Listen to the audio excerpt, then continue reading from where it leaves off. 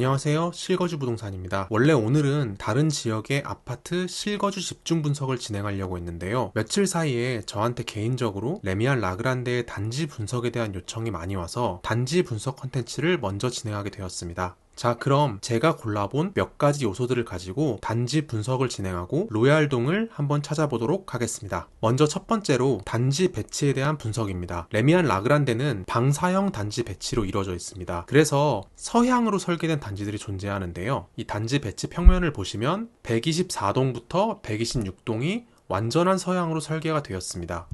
그런데 입주자 모집 공고에서는 124동까지도 완전한 서향이라고 표시가 되어 있는데 실제로는 122동, 123동도 124동과 비슷한 뷰를 보이고 있습니다. 지금 오른쪽과 왼쪽에 제가 평면도를 배치해 봤는데요. 이 5구 타입 같은 경우에는 이런 모양이 되고 5호 타입 같은 경우에는 이런 모양이 됩니다. 전체 침실과 거실이 다 동일한 방향을 바라보고 있기 때문에 이렇게 서향으로 배치된 단지들은 해가 들어오는 시간이 짧을 수밖에 없게 됩니다. 실제로 뷰는 어떤지 한번 살펴볼게요. 이쪽이 어린이 공원이 조성될 예정이고요. 전체적으로 이 산 쪽을 바라보게 됩니다. 사실 특별히 눈앞에 막힌 고층 건물들이 없기 때문에 뷰 자체는 생각보다 나쁘지 않다고 보입니다. 하지만 서양 배치라는 단점이 분명히 존재하기 때문에 여기 표시된 동들은 일단 로얄동에서 제외해야겠죠. 다음은 이 산 쪽을 바라보는 뷰에 대해서 한번 이야기해 보겠습니다. 이 전체 단지 중에서 우선 이 도로가 소음을 제외하고 이 안쪽에 있는 단지들이 환경이 좋다고 생각하시는 분들도 꽤 있으실 텐데요. 일단 아파트 전체가 의릉 때문에 고도 제한이 있어서 아파트의 최대 높이가 다르다는 특징이 있습니다. 일단 층 높이를 제가 한번 표시를 해볼 건데요. 높은 층일수록 빨간색으로 표시를 해봤고 낮은 층일수록 노란색으로 표시를 해보았습니다. 단지 모형으로도 이런 특징들을 확인하실 수가 있는데요. 이렇게 단지들의 높이가 뒤로 갈수록 점점 더 낮아진다는 특징을 가지고 있습니다. 특이하게도 이 산 쪽과 가까운 단지일수록 층수가 낮아지는 특징들을 가지고 있는데요. 그렇다 보니까 조금 특이한 뷰를 가진 동들이 생기는데 113동, 114동의 경우에는 이 산 쪽을 바라보는 뷰가 나옵니다. 3D 지형도로 봤을 때 생각보다 이 산의 높이가 높아요. 지금 여기 보이시죠? 그런데 이쪽에 배치되는 114동, 113동의 경우에 오히려 다른 동보다 층수가 낮다는 특징들을 가지고 있습니다. 실제로 114동, 113동은 이렇게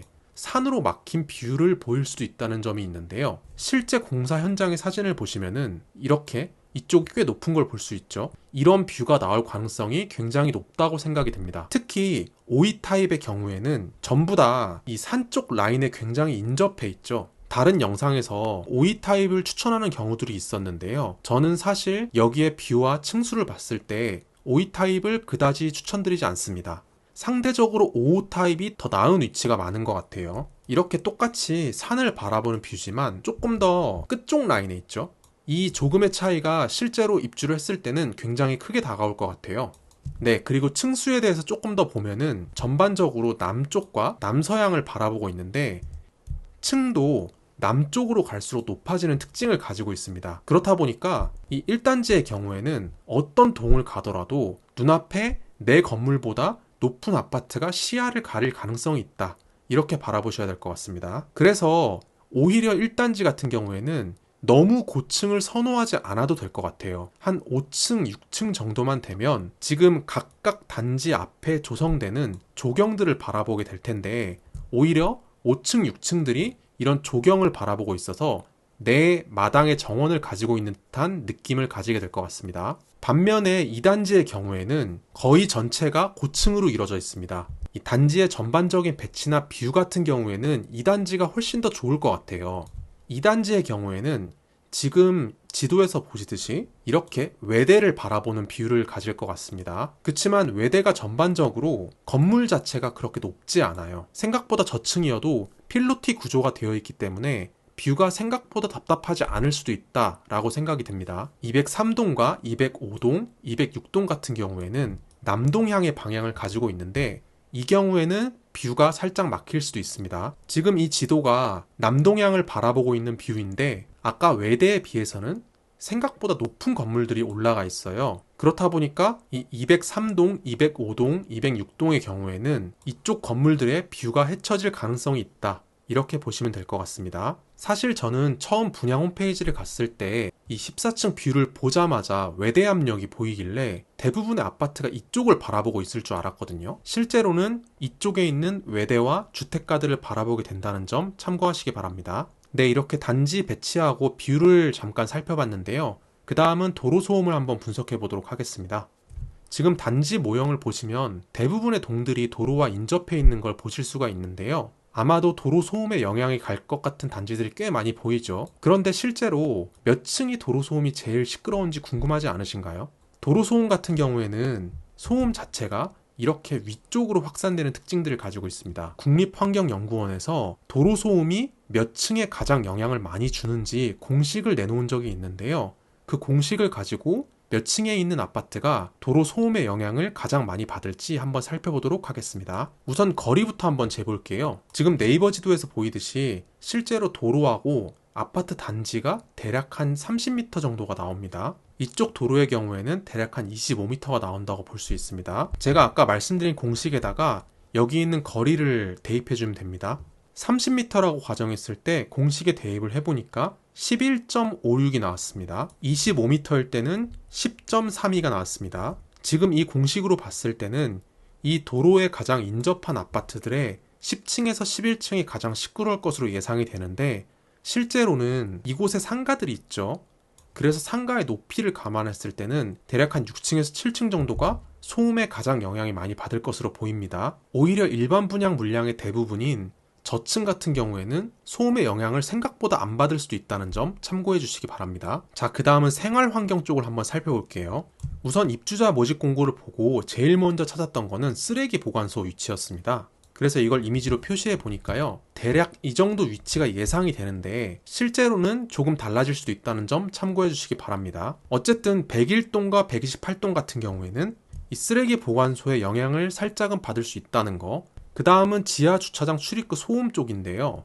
아파트의 전체적인 층 높이를 고려했을 때 1단지 우측의 낮은 아파트들은 지하 주차장 출입구에 소음에 굉장히 영향을 많이 받을 수도 있습니다. 일단 그런 것들도 한번 감안해서 봐주세요. 지금 지도에 지하 주차장 출입구 영역을 다 표시를 했는데요.